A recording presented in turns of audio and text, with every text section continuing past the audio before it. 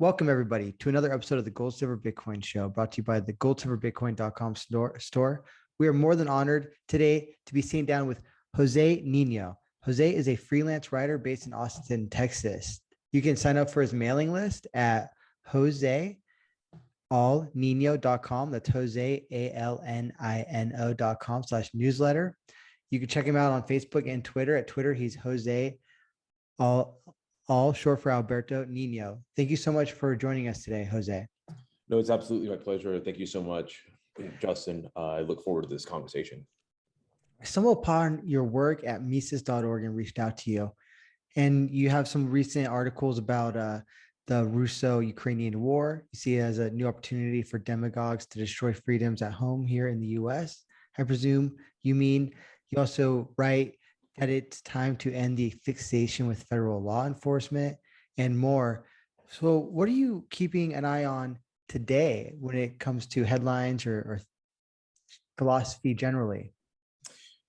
Yeah, obviously the Russo-Ukrainian war is taking up a lot of oxygen in terms of political discussion these days. And it's a huge geopolitical tragedy that would have been prevented had we had a much better foreign policy ruling class and all of that. And it's having major shock waves economically speaking from like energy markets, and most notably the government's responses across the collective West to this war, which has been bad through the energy sanctions and proposed energy embargoes that are taking place in the EU. And not to mention how many demagogic politicians in the West are trying to effectively prosecute a proxy war in Ukraine, where they want to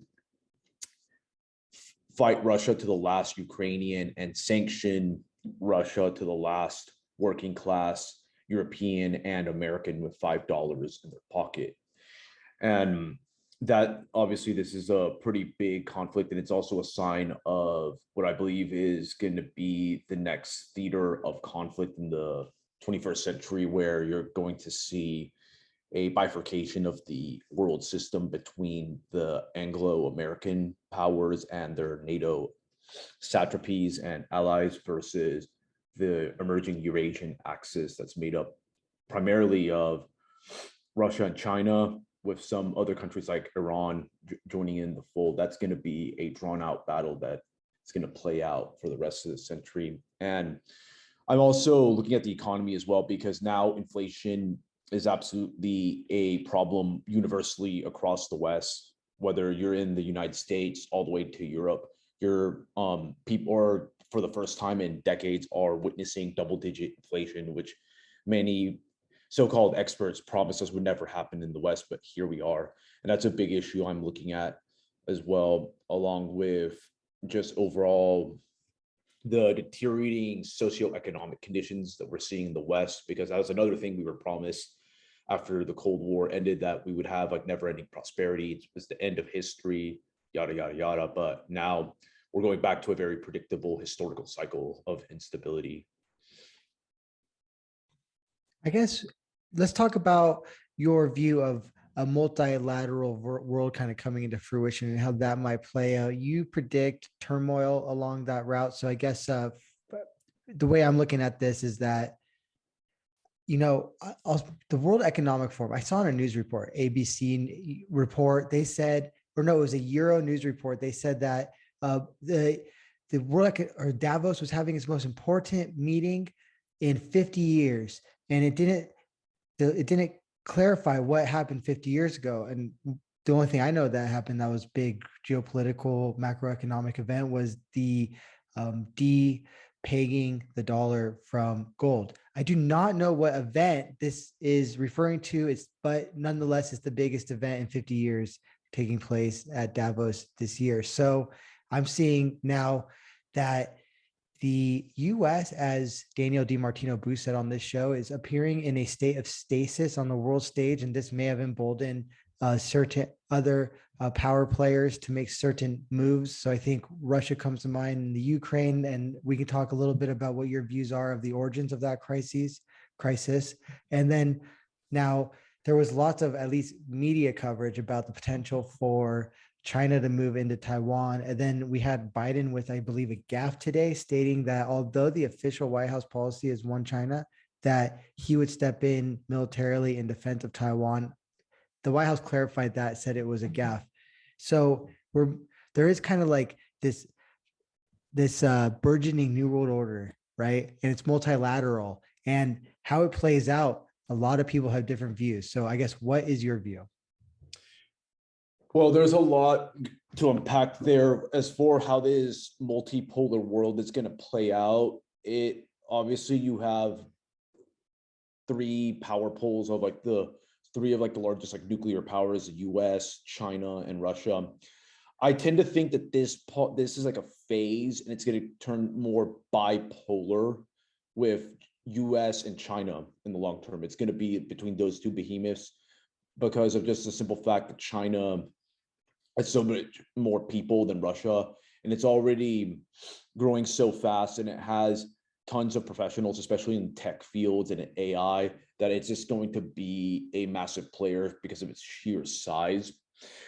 And then you have a lot of like other emerging players such as Turkey and other countries that are positioning themselves in these changing geopolitical environment.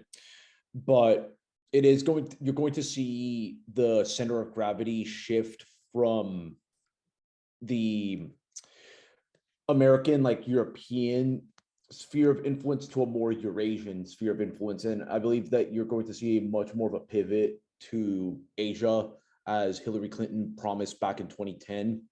And you'll see like the US be in fierce security competition with China.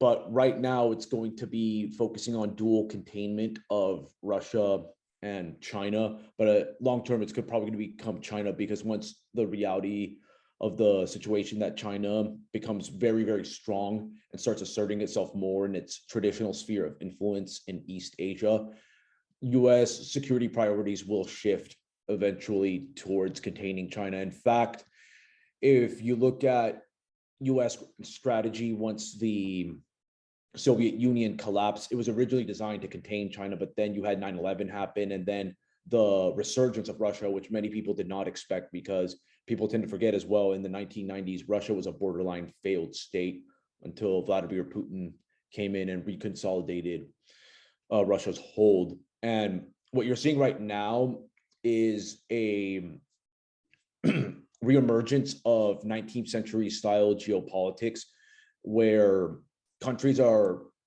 great powers are asserting themselves in traditional sphere of influence type of politics, a kind of dynamic that was largely abolished after the collapse of the Soviet Union, with the US being the unipolar power that was trying to set up a so-called rules-based international order, which is just a fancy way of saying full-blown US domination across the globe, where the US basically turned the entire globe into its own sphere of influence. It could knock off governments or harass governments that did not bend the knee to the whims of DC or what was going on in like London with regards to like human rights, whatever, or even like geopolitical controversies, whether it's like the Russian war in Georgia or the current Ukrainian conflict. But now, because of the fact that you have very robust great powers emerging like Russia and China, there's no longer one sheriff in town. And now we're kind of reverting back to what was the historical norm of great power competition. You wrote in Mises, in an article about the Russo-Ukrainian war, that while the Russian invasion of Ukraine is horrific, and I will say that that certainly is true. I think it's important now to see that this is immoral, unethical, and I think it is a strategically short-sighted move too. So by discussing the historical root of this conflict is in no way excusing an incursion into a sovereign nation, essentially. So now that we've kind of laid that out, it's horrific. There needs to be honest discussions about this invasion and what led up to it. International relations scholar John Mearsheimer has talked about how U.S. foreign policy moves such as NATO expansion help create the conditions for the present great power tragedy. For simply putting forth an alternative theory for what caused the present security crisis, Mearsheimer was nearly subjected to a struggle session by University of Chicago students who adamantly refused to entertain the professor's contrarian views.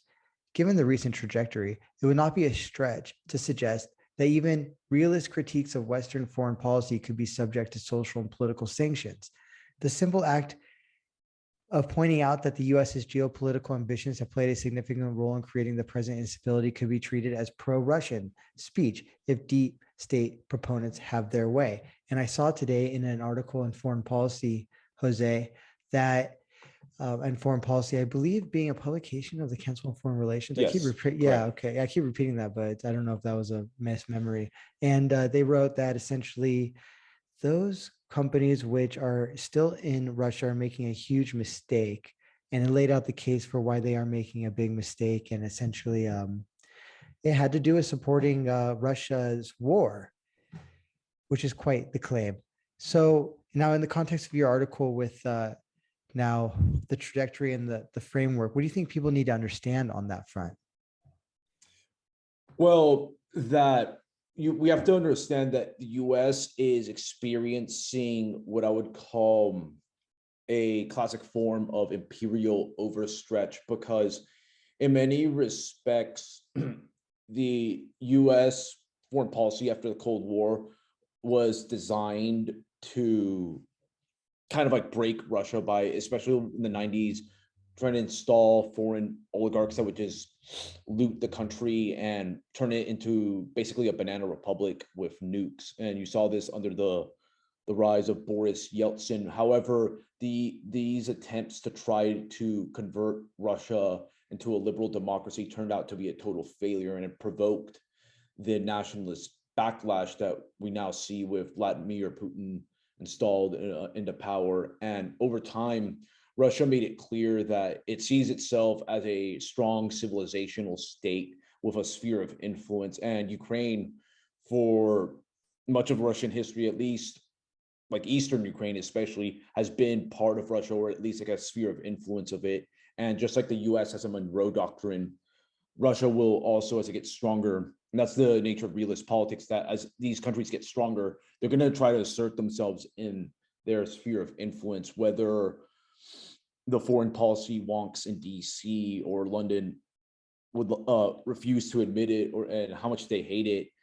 This is just a reality of geopolitics. It doesn't care for the feelings or wishful thinking of a lot of these pundits. And by egging on Russia through NATO expansion and other subversive efforts through a lot of these NGOs and other entities that effectively want to not only like destabilize Russia's so-called near abroad, but effectively bring a color revolution to Russia, it was going to eventually lash out. And there was not very good diplomacy in handling this. And unfortunately, with the US eventually pivoting to Asia and confronting China, we could see an even more catastrophic type of crisis play out. And this requires much more sober diplomacy and recognition that the US cannot have like a global empire any longer. It will eventually have to retrench. And I've argued that it should, US foreign policy should be largely non-interventionist in nature and focused on securing the Western Hemisphere and making it stable, because we have a legitimate border crisis. We have a lot of other domestic problems, and we're just going to have to exercise some realism and restraint and recognize that US cannot play world police any longer. It will eventually bankrupt us and possibly put us on the course to a major geopolitical disaster. So then, how do we, from a diplomatic and statesman view, start, reapproaching the world in the United States? So now, I guess the people will obviously have to put pressure on their representatives in order to get this seen by at all. And I think this is just kind of like step one when it comes to, I guess, not nonviolent action, if you will. this is something that, like, for instance, scientists, I was listening to an excerpt from a book called, I believe, Countdown, and it was discussing how the chemicals and plastics in our environment are essentially decimating sperm levels. And the author was arguing that this could lead to a population catastrophe. And she said that the public needs to be made aware first to put pressure and to talk about this problem. So the same thing goes now from both a macroeconomic and a geopolitical front for the American people, who are, I think, largely anti-war, but wholly confused and easily pit against an opposing view, or what is they perceive to be an opposing view. Now, from a practical perspective, how can a population as diverse as the US have a coherent view on these foreign conflicts, and what would that coherent view be? I guess if I had to answer that question, it would simply be that, for instance, our founding fathers wanted to keep us away from treaties. If we're not going to stay away from treaties, then let's, at the very least, stay neutral in foreign affairs. And this is something that historically, I think everyone has celebrated, of countries such as Switzerland. I believe Brazil has often been also neutral in different conflicts. We can talk about their domestic issues over the last 50 years all day as well, but that's a different topic. I mean, but basically like run by the US, a surveillance state implemented in the 70s there. But nonetheless, we look at Switzerland as kind of like this beacon of neutrality. Now, from a policy perspective, what are some of the things, Jose, you think need to be done? Well, to even see any type of meaningful change on foreign policy, it will require a kind of cultural shift, which will be realized through educating a lot of people and making sure that there are lots of alternative media outlets, and there is a growing ecosystem of that, and making sure those ideas are able to be discussed freely, which is unfortunately not the case now with how powerful big tech has become and how political it has become, where many of these social media platforms do deplatform people that are skeptics of the conventional wisdom of Western foreign policy. So it's going to require a lot of open discourse. It's going to also have us try to set up organizations that try to educate people on the merits of like a realist and restrained foreign policy. And it's going to take time. One way that's also practical too is like the emergence of populism in the US, especially in both parties, where there are insurgent movements in both the Democrats and Republicans that are questioning a lot of the conventional wisdom in DC, especially on foreign policy, is to kind of tap into that, because you've already seen more representatives oppose now for foreign aid bills to Ukraine that are just designed to prolong the war. It used to be like only like one or two representatives, like say like the Kentucky Congressman Thomas Massey, that would oppose them, but now you have dozens, and I believe those numbers are going to continue to grow as people grow tired of this proxy conflict, because we have so many problems as it is.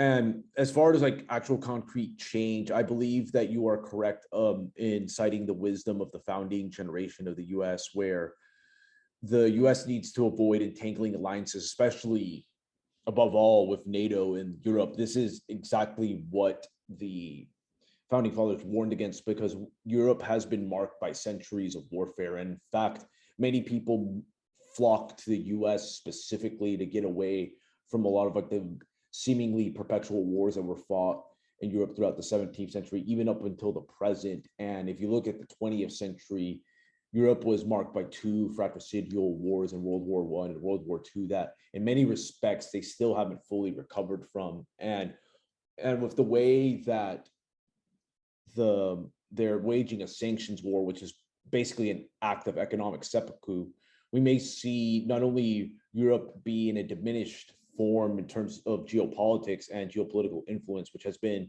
the case over the past century or so. We may see Europe's living standards fully reduced. And a lot of this stuff is largely due to the fact that there are lots of entangling alliances and boneheaded foreign policy moves that Europe has made, and the US should stay out of that. And it's same as other perennial conflict zones such as the Middle East, because the founders understood that that sure, countries could have spheres of influence like in their near abroad or like in the Western Hemisphere for like US's case, but once you start overstretching yourself, you can get into a lot of conflicts that advance zero national interest and put many lives in danger, both in terms of the young men that serve on military and many innocent civilians abroad. So there has to be a total reassessment of foreign policy and a sober assessment about like the limits of that, because it is an extension of the managerial state that overregulates our lives at home and tries to centrally plan a lot of economic activity. The same logic is extended to foreign policy, unfortunately, and it's one massive government program that needs to be downsized unless we really want to run the risk of going through a very predictable phase of imperial decline and eventual fiscal collapse. Seems like so many people agree on the problems to a degree, but when it comes to the solutions, it's the typical Tower of Babel type situation, like no one's speaking the same language. So, I mean, I wonder how the quote liberal of today feels knowing that they essentially share the same view on the Russo-Ukrainian conflict as, say, George W. Bush, for instance, who made a speech, I believe, at his library recently, where he said that he was condemning the lawless invasion of a sovereign nation. And instead of saying Ukraine, he said Iraq. It was a gaffe. He made a Freudian slip of the century. And he acknowledged it. He said Iraq too. And then, noted that he was 75 years old. And I can't help but wonder,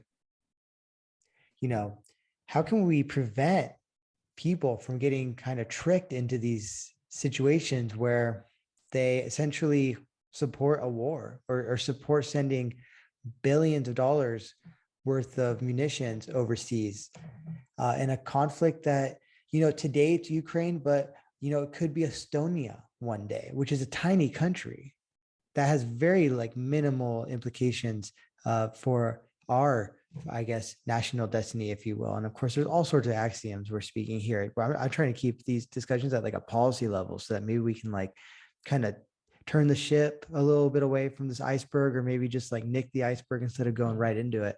And now there is, of course, the other argument, Jose, that I definitely understand that deterrence is an issue. I believe Chamberlain has long been criticized in the lead up to World War II for essentially not deterring Hitler. And one might argue that that's ultimately what led to the wider European conflict. But with that said, I mean, how do the American people keep getting tricked into these overseas adventures? It's largely owing to I'd say the media, and a lot of it as well, the education industrial complex and the political class, because these actors just love conflict. They love to gin it up, especially the media. It's really the perfect, if it bleeds, it leads type of dynamic when you have with warfare. And these entities are very good at manufacturing consent among the American population. That said, the emergence of alternative media has provided a check on this, because thankfully in this Russo-Ukrainian war, it hasn't turned into a full-blown conflict where the US is putting boots on the ground there, because if it weren't for alternative media, it's very likely that this type of conflict could have turned into a conventional conflict really soon. But because of a lot of war skeptics in the US, it has been relatively tame, albeit not ideal in terms of how the way DC is managing it. And Yes, there has, as I stated before, there has to be kind of like a much broader, like, competing media ecosystem to help inform people, to give people like alternative takes. Because if all you do is consume the legacy media or content from pundits that come from these same milieus, you're going to get a really biased perspective that serves the ruling class's interests. Whereas with alternative media, you at least get dissident perspectives that challenge a lot of the narrative and offer generally a much more reasonable solution to these problems. And the key is that people have to start promoting a lot of this content, especially at an organic level now, because of a lot of censorship and deplatforming that's taking place on big tech. And you write about this a little bit from a different perspective in your article on the Russo-Ukrainian war. You wrote that dissidents getting published for their anti-war views is nothing new in American history. Socialist leader Eugene V. Debs learned this the hard way during World War I. To make sure that America's war effort went unchallenged, the Wilson administration passed the Espionage Act in 1917, followed by the Sedition Act in 1918, which I learned about in high school. And you don't learn about much in high school. So these were pretty big deals. I might have been lucky too. These bills imposed harsh criminal penalties. On June 16, 1918, Debs gave a speech in Canton, Ohio, imploring attendees to resist the World War I draft. Debs' actions eventually landed him in trouble with the law, and he was charged with 10 counts of sedition. The socialist activist received a prison sentence of 10 years and faced a lifetime disenfranchisement. It took a pardon from President Warren G. Harding, one of the president's most pilloried by court historians, to finally get him out of jail. And Debs was released toward the end of 1921. These types of things continued. Later, during the Vietnam War, there were several cases of the FBI surveilling anti-war groups or even infiltrating them to hinder their effectiveness. As Randolph Bourne proclaimed in an unfinished manuscript, quote, "War is the health of the state." It remains so, as Western governments are working overtime to augment their power during a great power conflict. Self-proclaimed liberal democracies already showed their true colors during the COVID-19 pandemic when they treated their citizens like mere cattle to be. We're not allowed to go into that here, but you got the rest. Now, can you speak about kind of the clamping down in wartime, Jose, which is something that we see time and time again, and as you noted in your article, has happened here in the U.S. in the past, and I think there's even further examples. I mean, look what happened during World War II when we put Japanese Americans in internment camps, for instance. Can you speak more about the clampdown, if you will, that you fear liberal democracies might impose upon us in the event of wider conflict? Of course, we've already seen censoring of news outlets, et cetera, and even seizure of property. Well, yes. In the US's case, because it has much stronger free speech protections, at least at the political level, it has become harder to persecute people through the passage of anti-free speech laws and other measures.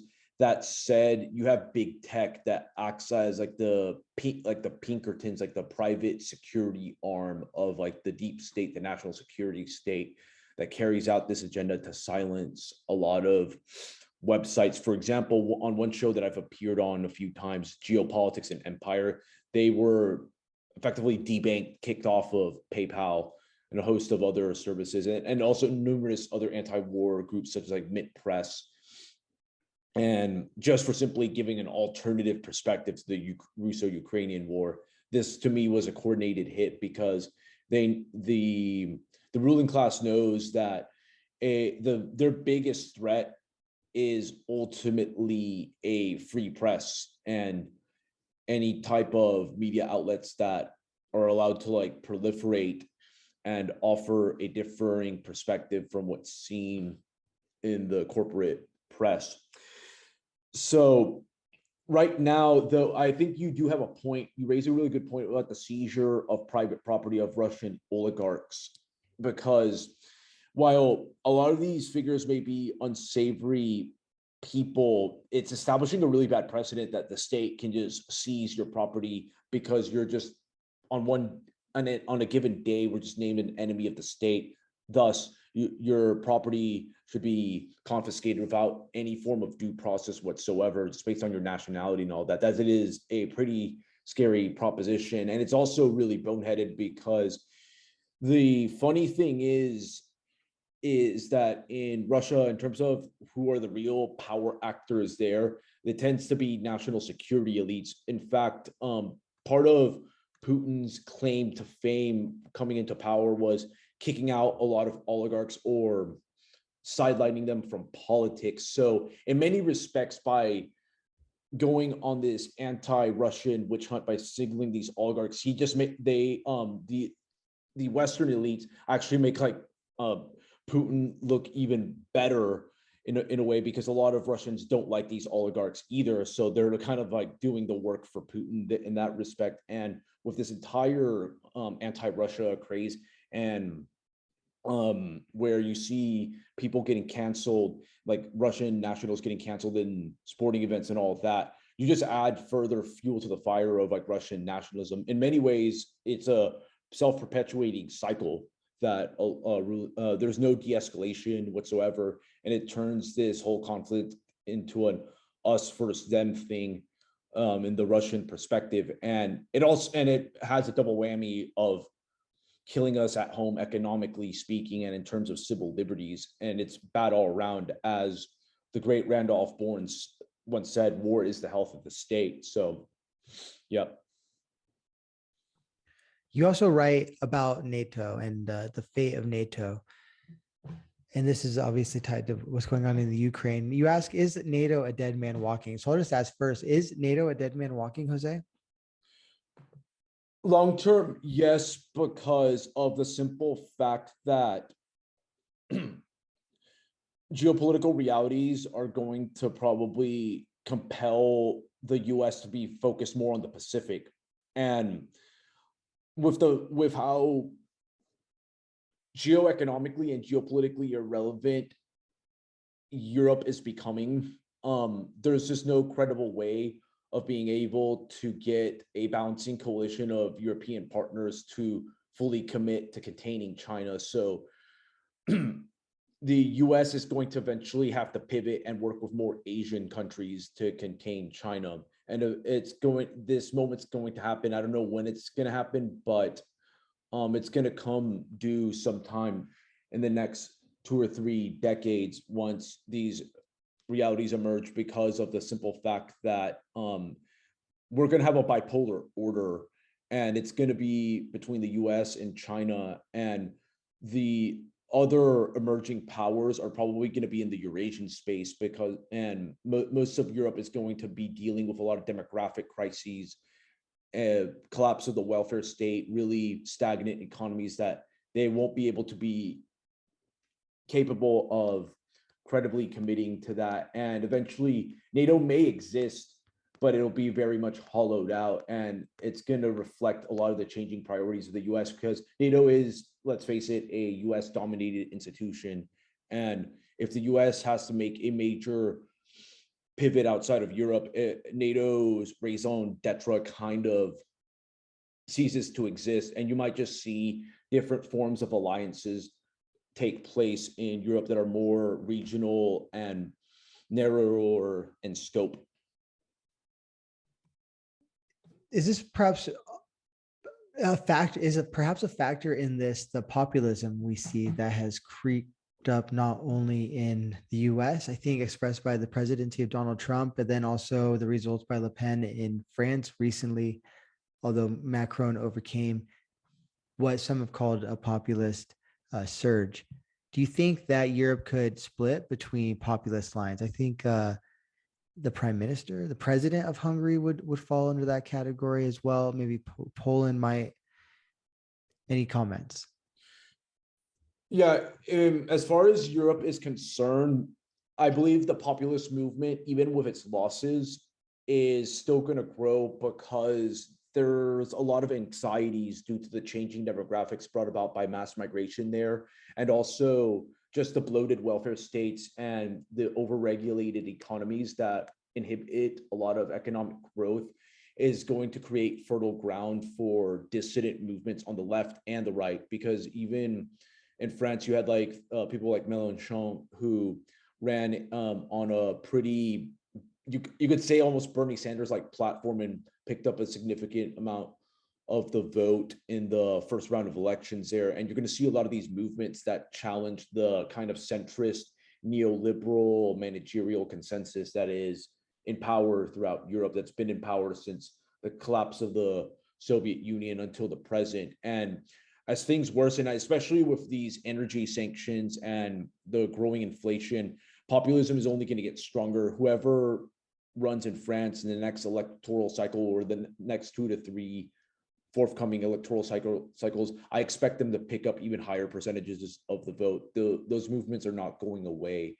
And what you're going to probably see is also kind of like a retrenchment, where a lot of these European countries, they're going to pursue more of their national interests. And if they start forming alliances, it's going to be probably within their immediate vicinities as opposed to NATO, because even with regards to the NATO aid, for example, to Ukraine, you see most of Eastern Europe and the US and the UK tend to be much more enthusiastic about giving all manner of military and economic aid, as opposed to a lot of Western European countries. And that's by virtue of geography and historical memory, because many Eastern European countries have bad memories of dealing with the Soviet Union and even the Russian Empire. So they have strategic interest in kind of cooperating. So you may see in a kind of a post-NATO environment, see kind of like regional blocks where you have a lot of Eastern European and some Central European countries form their own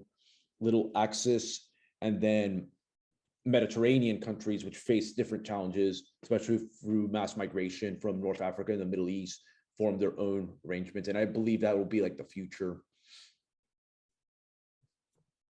In your article, Is NATO a Dead Man Walking?, you discuss the history, which we can go over here. Founded in 1949, around the same time as the founding of the United Nations and some other kind of post-World War II institutions and agreements being the Bretton Woods system, for example. I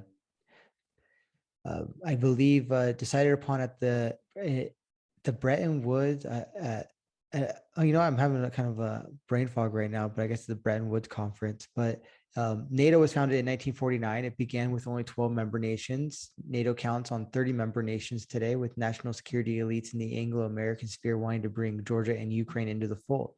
In both countries' cases, NATO membership is in limbo. So Anglo-American, I think this is referring to the UK and also the United States. There's the Anglo-American, I guess, axis or establishment, if you will. It's covered in a book by Carol Quigley, The Anglo-American Establishment, I believe is the name of that book. He also is author of Tragedy and Hope. Mentor to Bill Clinton, discussed kind of these Western elites in the Anglo-American sphere. Now, despite calls for expanding NATO, the military alliances undergirding the organization could be in for an unexpected shakeup. Ever since French President Emmanuel Macron declared in 2019 that NATO was experiencing brain death, a new reality has gradually dawned upon the European continent. So like Macron literally saying NATO is brain dead, is this what he means? That's kind of what I want to ask, but I want to read a little bit further. Additionally, the Russo-Ukrainian conflict is currently exposing contradictions within Europe regarding security and economic priorities. Countries such as Italy have taken a more balanced stance towards Russia, stressing the importance of dialogue while maintaining robust trade ties. And I'll say certainly the only thing that's going to end this, Zelensky actually said this recently, would be diplomacy. I think I would have implored Zelensky, regardless of his entanglement, to have explored more diplomacy earlier. Nonetheless, here we are. So now, Croatian President Zoran Milanovic recently announced that Croatia will withdraw all its NATO forces from Eastern Europe if a hot conflict between Ukraine and Russia breaks out. Germany itself has refused to send arms to Ukraine amid alleged threats of an imminent Russian invasion. Other NATO members, like Hungary, believe that Russia's security concerns are reasonable and are aiming to boost natural gas commerce with the nation. So this article was published ahead of the invasion, I believe. Now, Macron, we saw play a at least sort of theatrical diplomatic role in the lead up to the conflict in Ukraine and shortly after it. And he also, as you pointed out, called NATO brain dead. Now, what do you think he meant by that, Jose? Yeah, I think in the context of that is how Macron has offered more of an alternative of trying to do like a more pan-European security arrangement where France would be at the head of this type of like security structure, that it would be only like European in nature and not really feature the US. This was during Donald Trump's presidency. So keep in mind of that context, because with Trump was always kind of a NATO skeptic. He thought that the US paid too much into the alliance and other countries were not pulling their weight. And his administration was mostly focused on trying to contain Iran, potentially even affect regime change there, and then slowly realized the pivot to Asia. And Macron was pretty farsighted in recognizing that there would be a point where the US would eventually leave the European continent because of its domestic and even geopolitical priorities, because of China being the biggest challenge, and coupled with a lot of stuff happening in the US domestic front, the US eventually would have to like cut off Europe in some way or the other in terms of military presence and aid that's going there and involved and just overall involvement. And with regards to France now, because of its domestic issues that span inflation, overregulated economy, and even a lot of problems of assimilating migrants from North Africa and the broader Middle East, it's going to have a lot on its plates, and it may be compelled to make certain sacrifices in terms of its foreign policy priorities. It's probably going to likely be more focused to trying to protect its borders, protect the Mediterranean, and ironically, not just from migrants, but also from another NATO member itself in Turkey that has grown much more assertive and is actually works against a lot of Mediterranean NATO countries' interests. So you're going to see a lot of like systemic breakdowns in the international system, and Turkey could be one of those countries that could throw a major wrench in it, because it is an emerging power that also, kind of like Russia, does see itself as a type of entity that has a lot to say on the world stage and may make controversial geopolitical moves so as to establish a sphere of influence of its own. What do you think what's the conclusion of this article? Is NATO a dead man walking? You write, NATO's disintegration would incentivize countries to pursue more independent foreign policies and start taking defense matters into their own hands, like any self-respecting nation that believes in sovereignty should. But when would we start seeing these cracks further appear? Because I mean, surprisingly, in the aftermath of Russia's invasion of Ukraine, NATO has had at least in the, from the outside looking in, somewhat of a united perspective. There have been some cracks in recent weeks, I think, that have shown themselves. So how do you expect these cracks to further spread? Probably, I think economic exigencies will compel certain countries to start backing out because of their dependency on Russian oil and gas. And like, let's face it, American LNG not only is more expensive, a lot of these countries don't have the type of infrastructure, like the terminals and all that, to like process American LNG. And also, just once these countries become more economically stagnant, they're going to have to choose between guns and butter. And if they go whole hog on guns and butter, you're going to see massive fiscal crises. And one thing about geopolitics that most people pick up on over time, especially in crisis moments, countries tend to pursue their national interest. And when it comes to humanitarian causes or anything involving virtue signaling or trying to save other nations, countries make cold, hard, calculated decisions to preserve their interests, and at times leave ostensive allies out to dry. And it's a sad thing, but it's one of like the natures of foreign affairs that ceteris paribus, all things being equal, countries tend to be self-interested and they pursue policies to uphold their interests. And if it's no longer viable to prop up an alliance or give credible military aid to countries, they'll eventually cut that, as bad as it may seem in the present. Senator Ted Cruz tweeted, the reason we should support our Ukrainian allies is because it protects American national security. It keeps America safer, and it prevents our enemies from getting stronger. You retweeted this, and your comment was the current crop of Republican Party leadership is pathologically America last. Can you elaborate? Yes, because really, when we look at the problems the U.S. is facing, say what you want about Russia or China for that matter. Yes, these regimes are bad, and I would not want to live with them. I don't see them as existential threats. I believe that the bigger existential threats are at a combination of like the policies that the ruling class has implemented, from the inflationary monetary policies to the open borders policies that have eroded national sovereignty. I believe those are the primordial issues that require very concerted efforts to address. And I believe that just getting involved in another foreign policy boondoggle just misappropriates resources that could be better used at home to address problems ranging from collapsing infrastructure to securing our border altogether.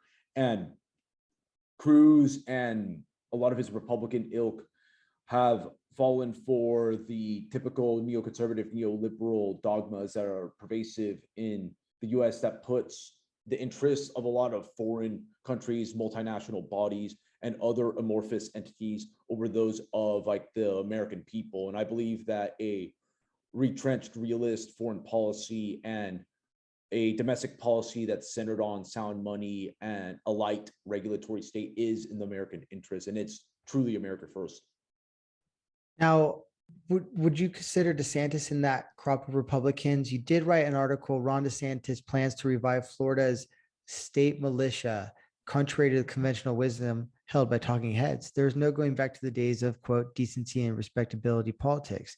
The Tweedledee and Tweedledum of political parties discussing mundane issues is becoming an afterthought in the era of populism. Can you expand what you wrote about Governor DeSantis? You wrote that he recently got the decentralist memo when he announced on December 2nd, 2021, a new funding proposal for Florida's National Guard and a plan that would resurrect the Florida State Guard, a state defense force that was disbanded in 1947. 1947, I believe that was the year of the UN. Can you elaborate on this move and how it fits into the how it fits into modernity?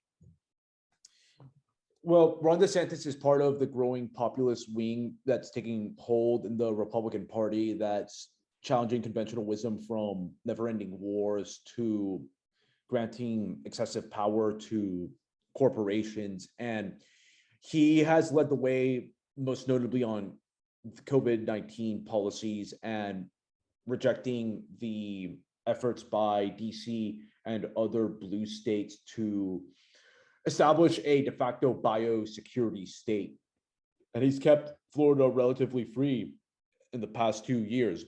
And now he's pushing the envelope with the development of like a state guard, which is a more decentralized form of like defense that we need, that the US has had since the early days of the Republic. And I think that's a welcome change. He's pushing the envelope on that issue, and he's diversifying into a host of other issues, from pro-Second Amendment policies to also crafting innovative policies at the state level with regards to dealing with big tech platforms. DeSantis is definitely a trailblazer, and it's good to see at the state level states get more energetic and offer unique solutions to the many problems that we face in the US. What are your thoughts about a potential DeSantis presidential bid? I tend to believe that right now, as long as Donald Trump is politically relevant and is in the mix, it's pretty much his party. And I think that the nomination would be his to lose.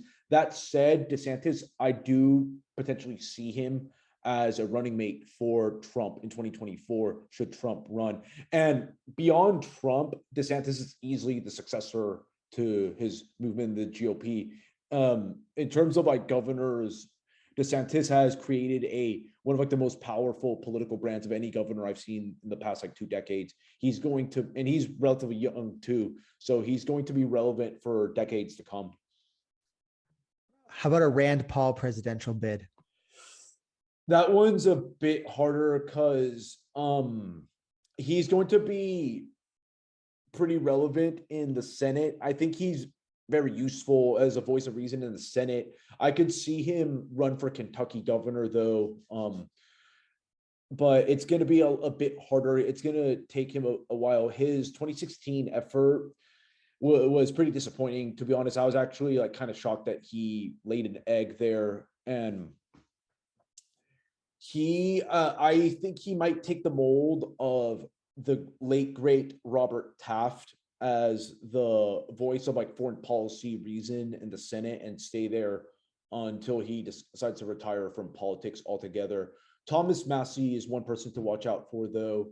I believe that he will be making some noise potentially in higher office, whether it's in the Kentucky Senate or for the Kentucky gubernatorial seat. What's in the water in Kentucky? Yeah, it's a good question. They've been producing some pretty good reps lately, and I hope other states follow suit. So Trump, legacy of Trump, his path to the presidency. What are your thoughts?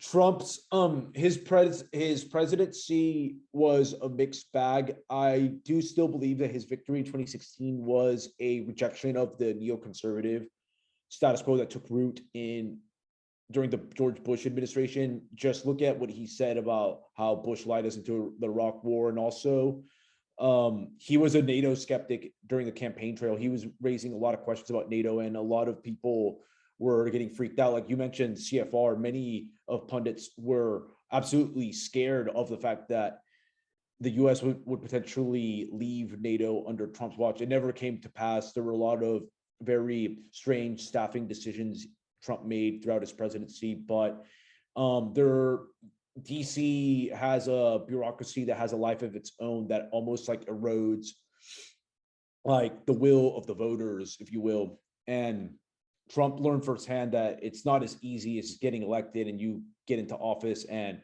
you make change with a stroke of a pen. It takes a lot more than that. You're going to have pretty coalition of sympathetic reps, the right staff, and agencies with people that are actually in line with your agenda and not trying to subvert it, which was pretty commonplace, unfortunately, throughout the Trump administration, where a lot of the government bureaucracy was not on the same page. But I do believe that he did usher in a right-wing populist movement that is beginning to change the Republican Party to more of a working class party that is more skeptical of foreign wars, and that's also receptive to even free market reforms when it comes to the budding cryptocurrency sector and all of that. It's caused a shift in consciousness, and I'm looking forward to see what he and his successors will do in 2024 and beyond, because I do believe we're entering a new phase of US politics where there's going to be a lot more disruption and new coalitions forming. MAGA and ultra MAGA.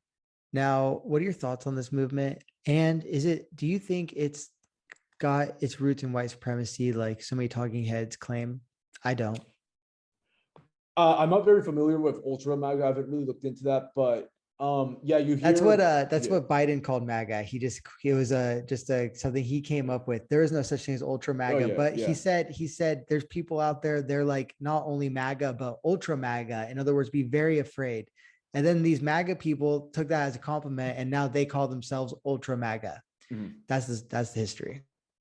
Well, it's still clear that the political establishment fears like not only like a potential Trump run, but his movement altogether. It's any type of political movement that starts talking in nationalist terms and that questions the globalist consensus on questions of whether it's like immigration to perpetual wars and a military presence abroad, they're going to fear that absolutely and reject it in the most energetic of terms.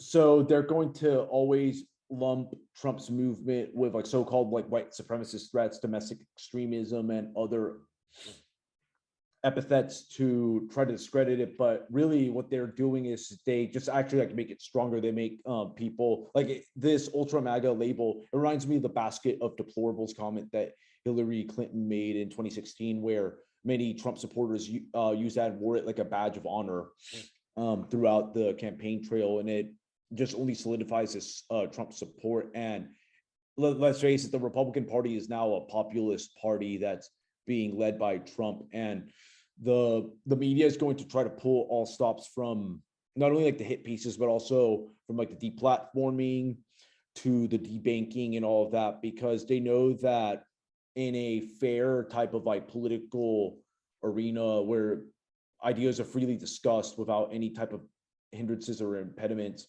this stuff generally will win out with a lot of the population. Peter Thiel noted that nationalism might be one solution to centralizing tendencies on the planet currently. As an anarcho-capitalist, which I believe you are, do you share that sentiment? Well, I don't really consider myself to be a full-blown anarcho-capitalist, though I do have a lot of sympathies with a lot of that philosophy. Well, I do see nationalism as a tool against excessive decentralization and also other tendencies to erase national identities, which many political elites and business elites try to promote. And I believe it is a tool. It can be used wisely. It can also be used improperly as well, but it can be used as a proactive tool to create positive political movements that stress national sovereignty, self-reliance, and self-governance ultimately. And I think that a nationalist moment was long overdue for the US, which embraced a very perverted form of liberal internationalism, something that's more or less adopted since the outbreak of World War I. And I believe that this is a very necessary course correction that needs to be fully realized. How can we further, in conclusion here, fully realize this course correction? Well, for one, it starts with education. People should learn a whole host of issues ranging from economics to geopolitics to basic political theory. And then if you have the aptitudes, learning political organization as well, of getting more involved like locally, state level, and eventually like federal level, that helps a lot. And not everybody's going to obviously become like a politician or a political operative, but just being in the know of this stuff is good, because when you're a pretty well-established professional, you have credibility and you can talk about a lot of issues of politics, because it's sometimes like the small things from the conversations you have with family, with business associates and friends, that can really go a long ways in shifting people's consciousness and start changing the overall discourse in the US. Where can people find your work, Jose? They can check me out at Substack, José Niño Unfiltered. That's where I write on a host of issues from foreign policy to central banking. And I have a podcast there as well called El Niño Speaks, where I bring on hosts that talk about geopolitics, immigration, and even culture war issues. You'll get almost every political issue on the spectrum there. And then I have my own political strategy newsletter called the Niño File, where I teach people how to organize politically and use single issue lobbying to create political change. So if you want to win in politics, I suggest subscribing to the Niño File on Patreon or subscribe to Star.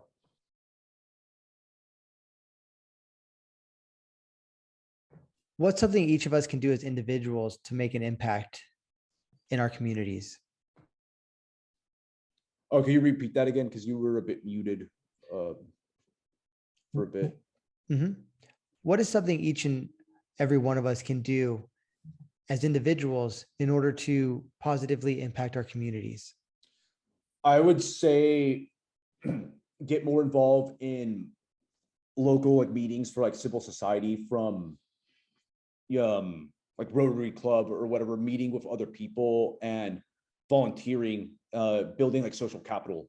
Those are some of like the small things people can do to restore a lot of like civic activism, because that has been in decline for the past few decades. And any type of profound change that you want to see happen in the world, it starts locally. So you want to really fix up your backyard and start there.